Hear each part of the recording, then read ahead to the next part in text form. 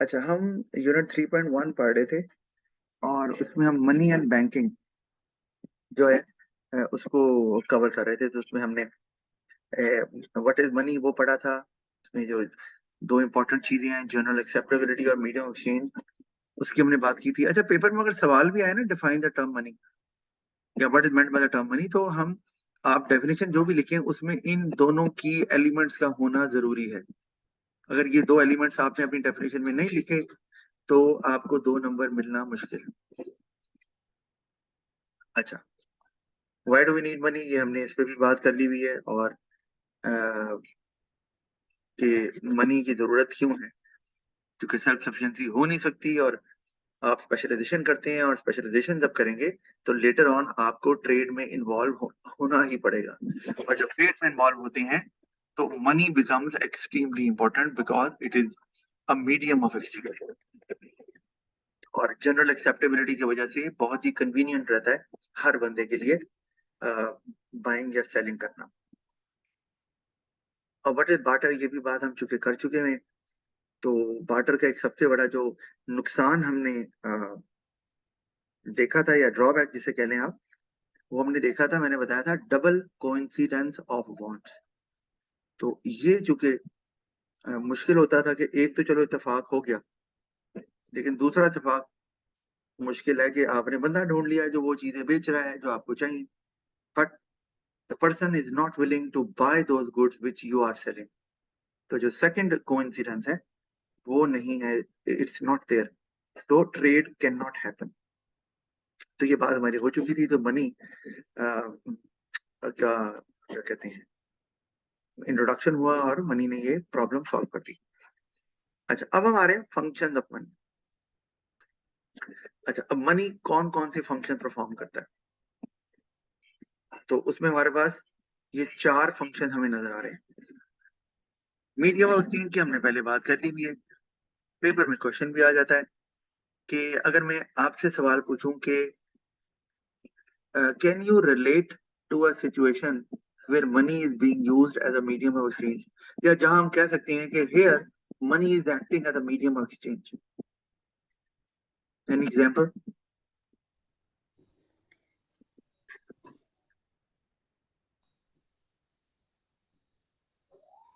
कोई जेन में आ रही है?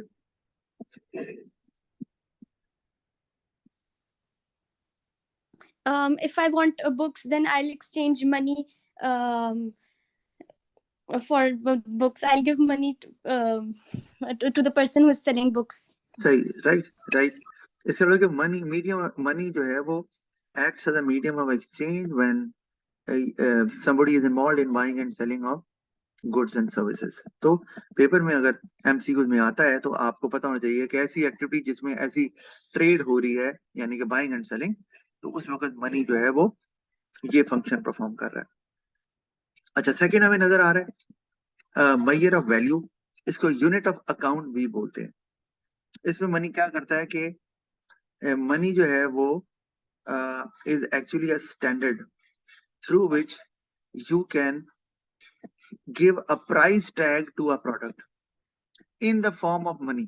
हमारे यहाँ जितनी भी चीजें हैं उन पे जो प्राइस टैग लगा होता है, वो कपड़े हो, जूते हो, सेल फोन हो, कार हो, लैपटॉप है, what ever, grocery item, cosmetic, तो टॉयलेटरीज, वो सब पे प्राइस टैग क्या होता है, इन द फॉर्म ऑफ मनी।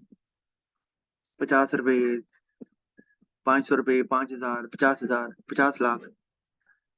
तो जब, इसका मतलब है आप हर चीज की जो वैल्यू है उसको अगर मनी की शक्ल में मैयर कर सकते हैं, तो इसका मतलब मनी इस वक्त मैयर ऑफ वैल्यू के तौर पे काम कर रहा है या यूनिट ऑफ अकाउंट के तौर पे भी काम कर रहा है।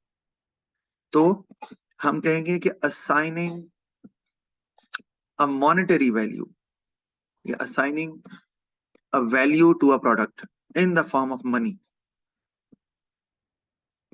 ये when this is done, money acts as a measure of value.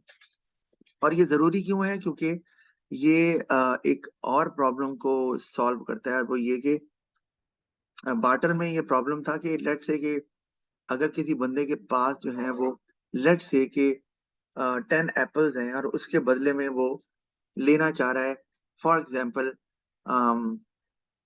Some other, फर्ज किया क्लोथ्स, तो अब how many of them to buy, मतलब 10 एप्पल्स में कितने क्लोथ्स आएंगे, या अगर उसने पेयर ऑफ शूज लेने हैं वो कितने आएंगे।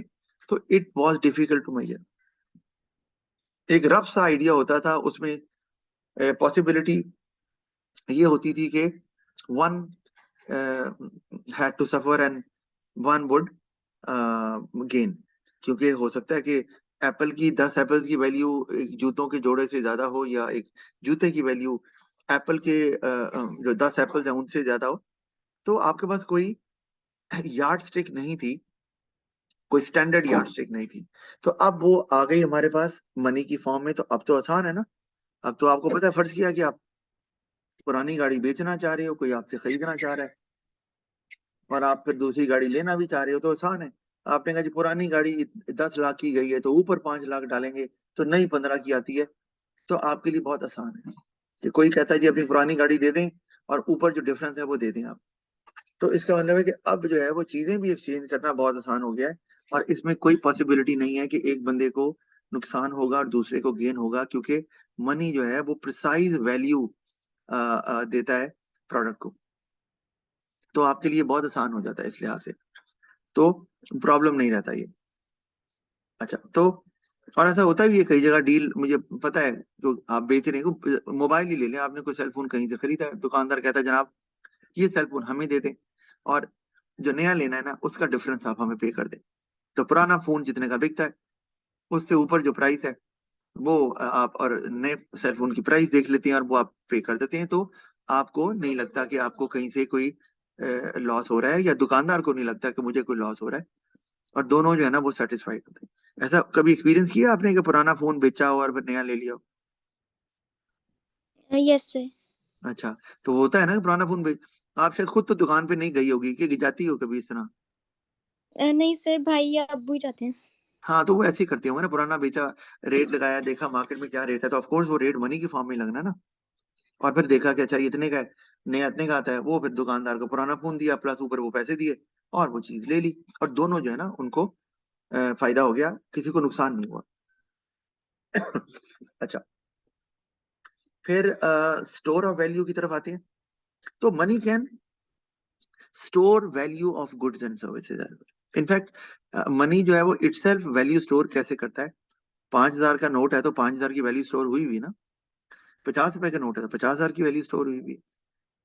तो अगर आप फर्ज किया कि आपके पास कोई पीस ऑफ लैंड है, you sell that piece of land and you convert that in in money form, तो वो लैंड की वैल्यू कहाँ आ गई? मनी में स्टोर हो गई। तो आप इस तरह कोई और चीज है उसको भी आप ऐसे कर सकते हैं। तो मनी वैल्यू को स्टोर करता है।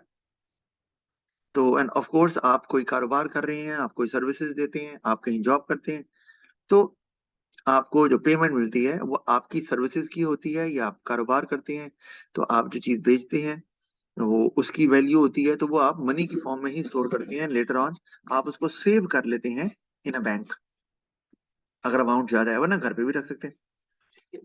तो ये आसान हो जाता है। अदरवाइज प्रॉब्लम ये होती थी कि बार्टर के अंदर एक और प्रॉब्लम, कि स्टोरेज का बड़ा इशू होता था। कि एक बंदा है वो फर्ज किया कि कागज रखता है, और कागज अगर नहीं बिक रही तो स्टोर कहाँ करनी। तो कोई टेबल्स बना रहा है फर्ज किया। अब तो ये प्रॉब्लम नहीं है, अब तो ये है कि आपने अपनी कोई चीज बेची और उसको पैसों में स्टोर कर लिया, और उसको फिर जहां मर्जी आसानी से सेव कर सकते हैं। बैंक में रख लें, घर पे रख लें, ड्रॉ में रख लें। मतलब money does not occupy much of the space, जबकि जो गुड्स हैं वो बहुत ज्यादा स्पेस लेती थी, और उनके लिए आपको एक सेपरेट स्टोरेज एरिया चाहिए था। तो ऑफ कोर्स वो भी कॉस्टली पड़ता होगा, या आपको बाय करना पड़ता था, या आपको रेंट पे लेना पड़ता था। तो that is not the case in जब व्हेन मनी वाज इंट्रोड्यूस। तो अब तो बल्कि बैंक में अगर सेव करें तो हमने क्या किराया देना है, उल्टा बैंक हमें देता है ना। Yes. हम्म। अच्छा, तो ये भी हो गया। फिर अम, एक और चीज हम स्टोर ऑफ वैल्यू में देख लें कि कुछ चीजें होती हैं जो पेरिशेबल नेचर की होती हैं और जल्दी खराब हो जाती हैं। तो आप कोशिश करते हैं उनको जल्दी से बेचें। जैसे कि फार्मर्स हैं, अगर वेजिटेबल्स ग्रो करते हैं या फ्रूट्स ग्रो करते हैं, या आपकी जो ग्रोसरी आइटम्स है जैसे योगर्ट हो गया, ब्रेड हो गई, जो इनकी एक्सपायरी डेट होती है और कुछ दिनों में एक्सपायर हो जाता है, तो उसको जल्दी से बेच के उनको स्टोर करना भी मुश्किल। मतलब ये कि एक तो उनको आपको कोई कोल्ड स्टोरेज चाहिए जहां पर आप उनको स्टोर करें, which is quite expensive compare to an ordinary storage area. दूसरा, स्टोर करके रखें तब भी वो प्रॉब्लम है, तब भी वो पेरिशेबल नेचर के हैं तो खराब हो सकते हैं। तो स्टोर ऑफ वैल्यू में अब ये है कि आपने जल्दी से वो चीज बेच दी which is perishable in nature, और आपने मनी की शक्ल में रख लिया। तो अब आपके लिए आसानी हो गई, क्योंकि मनी को आप जितने मर्जी अरसे तक स्टोर करके रखें वो लॉन्ग लास्टिंग होता है, तो कोई इशू नहीं है आपको। तो ये एक फायदा आपको हो गया कि लंबे अरसे तक अगर आपने कुछ यूज नहीं करना तो आप अपनी चीज को बेच के मनी में कन्वर्ट कर लें, अगर वो चीजें पेरिशेबल नेचर की है, और उसको फिर आप स्टोर करके रखें for a longer time period, no issues. Bank में भी सेव इसीलिए करते हैं कि भाई जब जरूरत होगी निकाल लेंगे, नहीं है तो पड़ा रहे। तो nothing would happen to money. अब मनी जो है वो दो तरह का इस्तेमाल होता है। जैसे पाकिस्तान की बात करें, एक को हम बोलते हैं कॉइन्स, दूसरे को बोलते हैं पेपर करेंसी। तो कॉइन्स जो है अगर कहा जाए तो वो स्मॉलर वैल्यूज को या स्मॉलर डिनोमिनेशन को डील करते हैं। जैसे हमने कहा, पहले तो ना पुराने जमाने में तो 5 पैसे का भी सिक्का होता था, कॉइन होता था, 10 पैसे का, 50 पैसे का होता था। तो एक ना जो रुपया होता है ना उसमें 100 पैसे होते हैं। तो वो जरूरत पहले होते थे, अब तो 1 रुपये आ गया हमारे पास, उसका कॉइन 2 रुपए का, 5 रुपए का। मैंने 10 रुपए का भी देखा है वैसे कॉइन। तो कॉइन जो है ना वो छोटी वैल्यूज के क्यों होते हैं? क्योंकि ऑफ कोर्स उनको स्टोर करना ज्यादा मुश्किल है, दे आर क्वाइट हैवी, उनको मूव करना भी मुश्किल है। तो अगर आप 5 लाख रुपए के कॉइन लेके जा रहे हो, एक तो लेके कैसे जाएं, उनको उठाएं कैसे, ठीक है, और वो होंगे कितने ज्यादा। तो अगर आप 5 लाख के कॉइन्स लेके जा रहे हो तो आपके लिए ट्रबल सम है। लेकिन अगर आप 5 लाख की वैल्यू लेके जा रहे हो पेपर करेंसी की फॉर्म में, जैसे कि 5-5 हजार के नोट आपके पास, तो वो तो आपके पॉकेट में भी आ जाएंगे 5-5 हजार के नोट, और 5 लाख रुपया होगा, किसी को पता भी नहीं चलेगा। तो ये जरूर है कि कॉइन, लेकिन कॉइन जो है ना उनकी लाइफ जो है वो पेपर करेंसी से कहीं ज्यादा होती है। पेपर करेंसी तो खराब हो सकती है, कोई कपड़ा धुल गया और मशीन में आ गया या फट गया। कॉइन्स जो है ना वो तो बहुत ज्यादा मजबूत होते हैं, मेटालिक फॉर्म होती है, सारी बात है। अच्छा, फिर लास्ट जो आ गया means of deferred payment. Deferred का मतलब होता है फ्यूचर पेमेंट। तो money can be use to make future payments. मतलब आपने कोई लोन लिया है, तो आपको वो लेटर ऑन वापस करना है, या आपने उधार दिया है और आपको लेटर ऑन वो वापस लेना है। तो बार्टर में प्रॉब्लम होती थी कि फर्जी आपने कोई टेबल लिया किसी से, या आपने टेबल किसी को दिया उधार और उससे कोई चीज ले ली, टेबल दिया और उससे कुछ फ्रूट्स या वेजिटेबल्स ले लिए। अब वो जितने दिन के लिए टेबल था वो उसने इस्तेमाल किया, फिर आपको वापस कर दिया।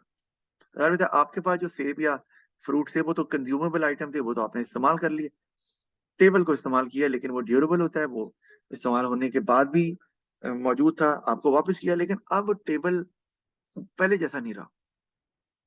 उसने तो इस्तेमाल किया टेबल को, लेकिन टेबल तो अब यूज करने से पहले जैसा रहा नहीं। तो प्रॉब्लम हो गई, आपको वापस मिला तो आपकी चीज तो की वैल्यू तो कम हो गई, ओरिजिनल फॉर्म में नहीं है। तो ये प्रॉब्लम आता था। या किसी को घोड़ा दिया इस्तेमाल करने के लिए और वापसी में घोड़ा जो है वो उसको कोई प्रॉब्लम हो गया, तो अगेन ये इशू आता, कोई टांग टूट गई, तो ये प्रॉब्लम हो सकता है। मनी के केस में ऐसा कुछ है नहीं। आपने किसी को पेमेंट दी है तो आपने उससे फ्यूचर में पेमेंट ले लेनी है उतनी अमाउंट की।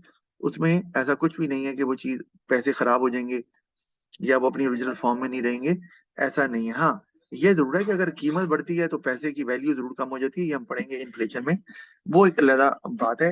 लेकिन अगर प्राइसेस में कोई चेंज नहीं आ रहा तो आपने 100 रुपये दिया, 100 रुपये वापस ले लिया, खर्च किया, और आपने कोई चीज ली थी वो आपने इस्तेमाल कर ली, तो प्रॉब्लम इसमें नहीं आता फ्यूचर में, क्योंकि मनी जो है वो अपनी वैल्यू को नहीं लूज करता with the passage of time. जबकि चीजें जो हैं वो इस्तेमाल से और टाइम के साथ अपनी वैल्यू को खो देते हैं। वो चाहे आपका डीप फ्रीजर हो, फ्रिज हो, सेल फोन हो, लैपटॉप हो, कार हो, क्लोथ हो, शूज हो, आपको पता है। लेकिन मनी के केस में ऐसा नहीं है। नोट पुराना जरूर हो जाएगा लेकिन उसकी परचेजिंग पावर उतनी रहेगी, है ना। Yes. अच्छा, जस्ट अ मिनट जी।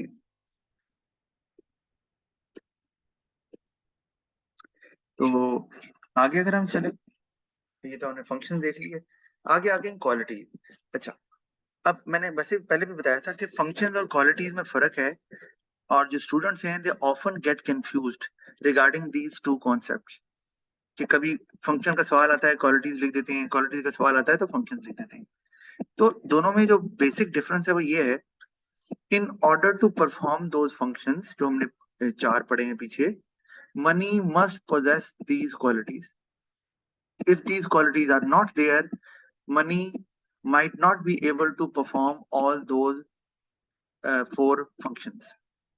तो ये जरूरी है। अच्छा, अगर आपने जैसे मैं कहता हूँ आपने अगर परफॉर्म करना है एक ब्रिलियंट स्टूडेंट के तौर पर, फंक्शन करना है ब्रिलियंट स्टूडेंट के तौर पे, तो उसके लिए आप में सर्टेन क्वालिटीज चाहिए। Hard working, intelligent, focused. तो ये इसी तरह मनी में भी अगर वो फंक्शन परफॉर्म करने हैं तो ये क्वालिटीज का होना जरूरी है। अच्छा, उसमें सबसे पहले एक्सेप्टेबिलिटी ऑफ कोर्स सबसे जो इम्पोर्टेंट क्वालिटी है वो यही है, और डेफिनेशन के अंदर भी इसीलिए ये मौजूद है। पहला फंक्शन भी मीडियम ऑफ चेंज है और पहली क्वालिटी भी एक्सेप्टेबिलिटी है, और ये दोनों आप कह लो कि लाजिम और मलजूम है, और दोनों एक दूसरे को सपोर्ट ही करते हैं कि हर बंदा आसानी से इसको एक्सेप्ट कर ले। एक्सेप्ट करेगा तो मीडियम ऑफ चेंज के तौर पे काम मनी करेगा। एक्सेप्टेबिलिटी अगर नहीं है, right word is general acceptability, तो money can not be use as a medium of change. अच्छा, फिर उसके बाद पोर्टेबिलिटी आती है। पोर्टेबिलिटी का मतलब है इजी, इजी टू ट्रांसफर। तो आपने अगर if you want to move from one area to another, जैसे कि हम कहते हैं immovable property such as land. तो अगर आपने यहाँ से कराची जाना है, जमीन आपकी यहाँ पर है, तो जमीन तो लेके साथ नहीं जा सकते। Of course you will sell it, you will convert it in the form of money, और फिर आप मनी को ट्रांसफर करना थ्रू बैंकिंग चैनल या अपने साथ वैसे ही लेके जाना चाह रहे हैं, तो वो आसान है, इजी टू कैरी भी है। आजकल तो खैर इलेक्ट्रॉनिक सिस्टम आ गया है, तो अब तो मनी को आपको हार्ड कैश तो कैरी करने की जरूरत ही नहीं है। आप बैंक के थ्रू आसानी से वहां पर जहां जा रहे हैं वहां के बैंक में ट्रांसफर कर सकते हैं। तो पोर्टेबिलिटी जो है वो, और वैसे भी आसानी था, वरना जमीन को तो लेके नहीं जाते, तो पैसे तो लेके जा सकते हैं फिर भी, तो ये भी जरूरी है। अच्छा, फिर ड्यूरेबिलिटी, मनी जो है ना बिल्कुल लॉन्ग लास्टिंग होना चाहिए। तो अदरवाइज तो आपको पता ही है कि अगर मनी जल्दी खराब हो जाएगा तो फिर कोई बंदा क्यों होल्ड करेगा, फिर तो सेव भी नहीं करेंगे उनको उसको। तो और वो कॉइन्स की ड्यूरेबिलिटी ज्यादा होती है जैसे मैंने बताया, और जो पेपर करेंसी है उसकी ड्यूरेबिलिटी रिलेटिवली कम होती है। वैसे अगर नोट जो है ना, अब ड्यूरेबिलिटी कम है, तो अगर नोट बहुत पुराना हो जाए, क्योंकि कॉइन तो चलती रहती है, समझ आती है, नोट बहुत पुराना हो गया, बड़ा गला सड़ा हो गया, तो क्या करें इसका फिर? रद्दी की टोकरी में फेंक दें? क्या होता है उसका? आपको ऐसे नोट क्यों नहीं नजर आते कभी, कि नोट लिया और कहा ये तो यार पढ़ा ही नहीं जा रहा, इसमें तो कायदे आजम भी नजर नहीं आ रहे, इसमें तो अपना वैल्यू भी नहीं पढ़ी जा रही। ऐसा कभी होता है नोट, कभी देखा है ऐसे? No. क्यों नहीं होता ऐसे? भाई नोट ने पुराना तो होना है कि नहीं?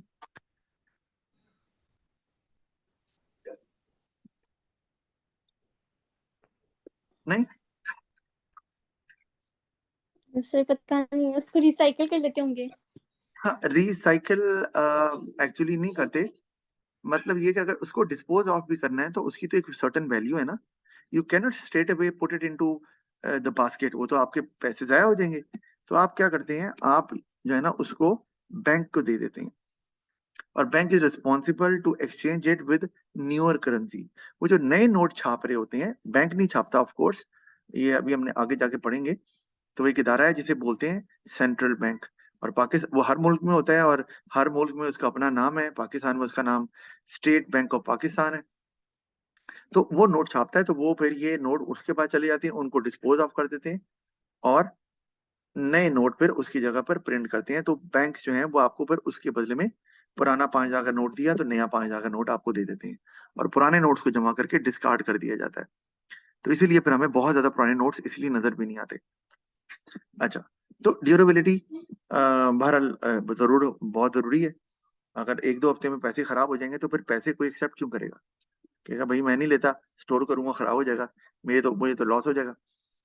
अच्छा, फिर डिविजिबिलिटी कि it should be easier to divide money into smaller values. जैसे मैंने आपको बताया पहले, 5,000 का नोट है and you are not able to divide it. आप उसको छोटी वैल्यू में you are not able to convert it. 5,000 को अगर आप इसको चेंज नहीं कर सकते, हम बोलते भी हैं 1,000 में या 500 के नोट में, तो फिर आप चीजें कैसे खरीदेंगे? क्योंकि एवरीडे लाइफ में you do not buy only one item, there are lots of items you have to buy. तो उसके लिए तो आपको छोटे नोट्स भी चाहिए। तो 5,000 का नोट आ गया, उससे आपने उसको कन्वर्ट कराया 1,000 के नोटों में, और फिर आपने, या 500 के नोट में, और फिर आपने जो खरीदना है, चाहे वो कोई स्मॉलर वैल्यू की आइटम है या लार्ज वैल्यू की आइटम है, आप यू कैन बाय एनीथिंग। तो डिविजिबिलिटी का होना बहुत जरूरी है। तो कॉइन्स की डिविजिबिलिटी देखें और नोट की डिविजिबिलिटी देखें, यानी कि पेपर करेंसी की, तो दोनों में डिविजिबिलिटी मौजूद है। इनफैक्ट अगर देखो तो पेपर करेंसी में तो काफी ज्यादा डिविजिबिलिटी की कैरेक्टरिस्टिक नजर आती है। वो कहते हैं कि 5,000 के नोट को 1,000 में, 1,000 को 500 में, 500 को 100 में, 100 को 50, 50 को 20 में, 20 को 10 में। तो काफी हमें नजर आ रहा है। उसके बाद फर्दर फिर आगे कॉइन्स आ जाते हैं। तो कॉइन्स तो अगर 10 रुपए का है तो 5 रुपए में हो जाएगा, या 5 रुपए का है तो 2 रुपए में, और 2 रुपए का 1 रुपए में, दैट इज इट। तो डिविजिबिलिटी दोनों की मौजूद है। फिर स्केर्सिटी, ये भी बहुत ही इंपॉर्टेंट है कि अच्छा, अब अगर आप फर्ज किया कि if you are travelling somewhere, ठीक है, तो and you want to buy something from that area, तो which characteristic would be more important? अच्छा, उसमें जो मैंने आपको बताया है सिचुएशन, उसके हवाले से बताना है।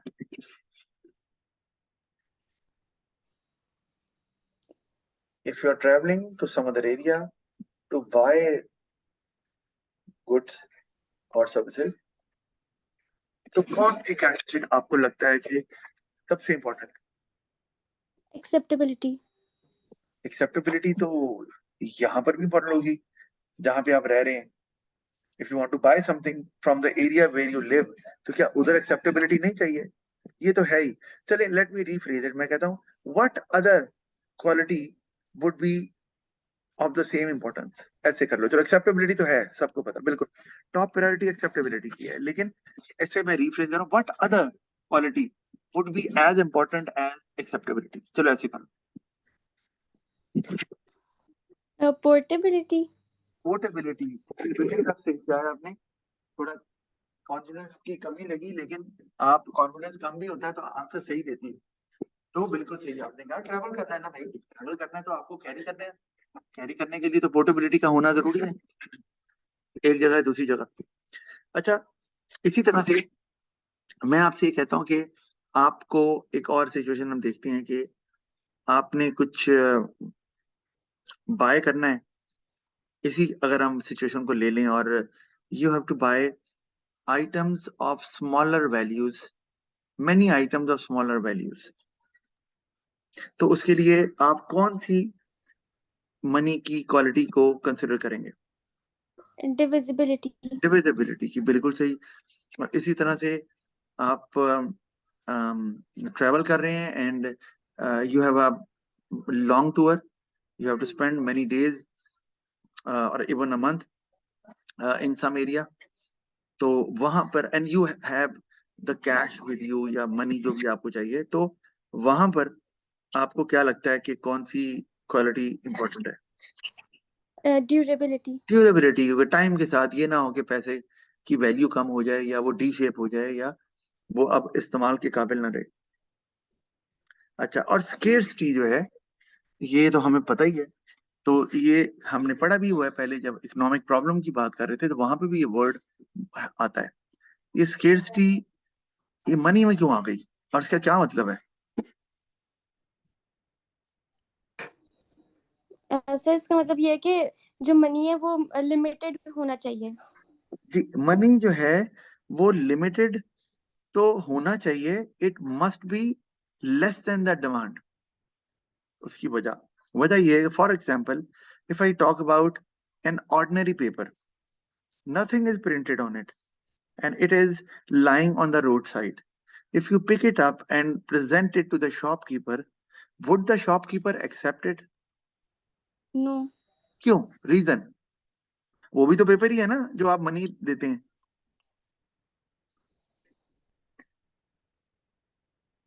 उसकी वजह ये है because anybody can pick it up from there, they are freely available to people. तो डिमांड से तो, और वो पड़े हुए हैं ऐसे ही, तो इसका मतलब है कि इस तरह के पेपर तो आपको बहुत मिल जाएंगे रद्दी में। तो इसका मतलब है डिमांड से बहुत ज्यादा है, तो वो चीज जो डिमांड से ज्यादा होती है उसकी वैल्यू नहीं होती। तो इसीलिए आप कोई भी पेपर इस्तेमाल नहीं कर सकते, सिर्फ वो पेपर जो कि डिमांड से कम है। इसी वजह से चोर चोरी करता है, डाकू डाका डालता है, क्योंकि उसको वो चीज चाहिए, क्योंकि उसके पास उतनी नहीं है। और कोई भी बंदा हो, वो इसके पास जितने भी है उसको लगता है मुझे और चाहिए। तो डिमांड से कम होंगे तब मनी की वर्थ है। अगर डिमांड से मनी ज्यादा है तो वो तो सड़क पे भी पड़ा हुआ है तो लोग नहीं उठाएंगे, क्योंकि उन्हें पता है जब चाहेंगे, जब दिल करेगा उठा लें। तो फिर अगर पैसे रोड पे पड़े हुए मिले या दरख्त पे उगते हो तो उससे तोड़कर आप दुकान वाले को दोगे, वो नहीं लेगा। वो कहेगा भाई ये तो मैं भी ले सकता हूँ, उसको वो चीज चाहिए जो उसके पास नहीं है। तो इसलिए मनी का स्केर्स होना जरूरी है। ठीक होगी बात? Yes. अच्छा, एक चीज और कि लिमिटेड वर्ड वैसे क्वाइट रेलिवेंट है, लेकिन ज्यादा अच्छा वर्ड आप जो मैंने बताया, जैसे मैं कहता हूँ कि एक रूम है, उस रूम में let's say there are 50 chairs available, ठीक है जी, and there are 30 students to sit on those chairs. तो डिस्पाइट स्मॉल इन नंबर, जो कि 50 है, हम उन कुर्सियों को स्केर्स नहीं बोलेंगे। मैं एग्जांपल दे रहा हूँ, वैसे तो कुर्सियां स्केर्स होती हैं, लेकिन बहरहाल मैं एक एग्जांपल के लिए, क्योंकि उसको आपको खरीदना पड़ता है। अच्छा, जितनी भी, अच्छा, तो वो स्केर्स नहीं है उस केस में। लेकिन in another example, if there are 5,000 chairs available, but to sit on those chairs there are 10,000 people. So despite having a large number, the chairs will be called scarce. तो इसीलिए limited से ज्यादा अच्छा word scarce होता है, क्योंकि इसमें आप कंपेयर करते हैं उसको डिमांड के साथ। How many people want it? समझ आ गई? Yes. अच्छा, एक और चीज हमने पहले चैप्टर में पढ़ा था, आपको याद होगा, इकोनॉमिक गुड्स, फ्री गुड्स। मैंने बताया था कि इकोनॉमिक गुड्स जो है ना, वो होती है जिनकी कोई मॉनेटरी वैल्यू होती है, मतलब you have to pay a price to buy them, क्योंकि वो डिमांड से कम होती हैं और हर बंदे को चाहिए, लेकिन हर बंदे को आप सप्लाई कर नहीं सकते। तो जो पैसे देगा उसे मिलेगी, जो पैसे नहीं देगा उसे नहीं मिलेगी। तो जितनी चीजें हैं जिसकी प्राइस हम पे करते हैं, वो सारी स्केर्स होती हैं, डिमांड से कम। और जितनी चीजें फ्री मिल रही हैं उसकी प्राइस नहीं होती, जैसे कि एयर है, या सी वाटर है, या आप कह लो माउंटेन्स हैं, या सनशाइन है। तो ये चूंकि डिमांड से ज्यादा है, तो इसलिए इनकी प्राइस भी नहीं। अच्छा sir, we are done with it. अच्छा, आगे हमारे पास आ गया जी, व्हाट इज अ बैंक। अब मनी की बात हमने कर ली है, और मनी के साथ ऑफ कोर्स बैंक भी आ जाता है। तो इस पे भी अब हम बात कर लेते हैं। ये एक मिनट, फोन आ रहा है, एक मिनट।